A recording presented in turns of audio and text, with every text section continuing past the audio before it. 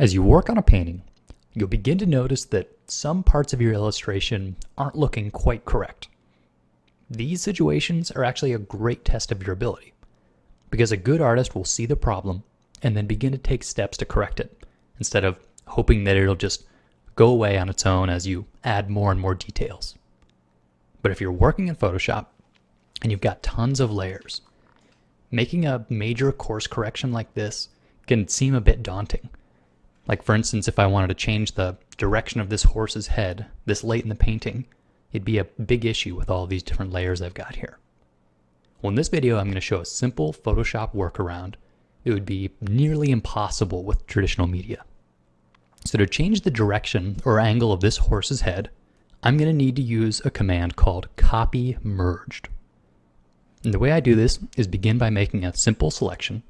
And I'm going to use the lasso tool here, although you could use whatever tool you want.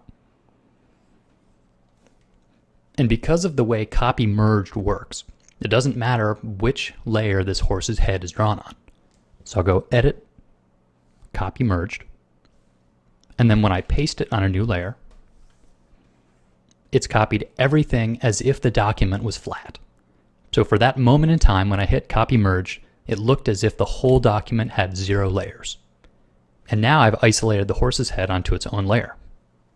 So at this point, changing the proportions, the angle, the size and shape, even adding some sort of fake perspective skew, it's all easy to do because it's isolated on its own layer. Now there's going to be some extra painting I have to do to sort of clear up the seam. Maybe I'll erase away some or make a new layer and paint over the seam on top. But still, bottom line, it's way less time than erasing this whole area and starting over. So here's the big takeaway. Problem areas in your paintings, they won't go away by themselves. No amount of polish is going to correct bad perspective or sloppy anatomy. So when you see one of these issues, chop up your painting. I find myself using this technique mainly once I've covered most of the canvas with color. Generally, I'll do it when I'm getting ready to start the detail pass.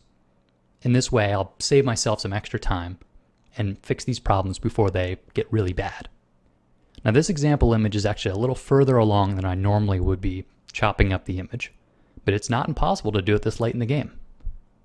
Now it's inherently a messy trick, because what I'm doing is I'm deviating from the initial pencil sketch or the underdrawing of the painting. But over the years, I found that this sort of large-scale course correction is well worth any of the resulting messiness. And in the big picture, it saves lots of time and heartache in the long run. In the next video, I'm going to show you a slight variation of this technique, and I'll give it a little more versatility.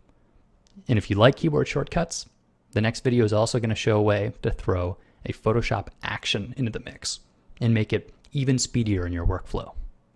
So look forward to that. Thanks for watching.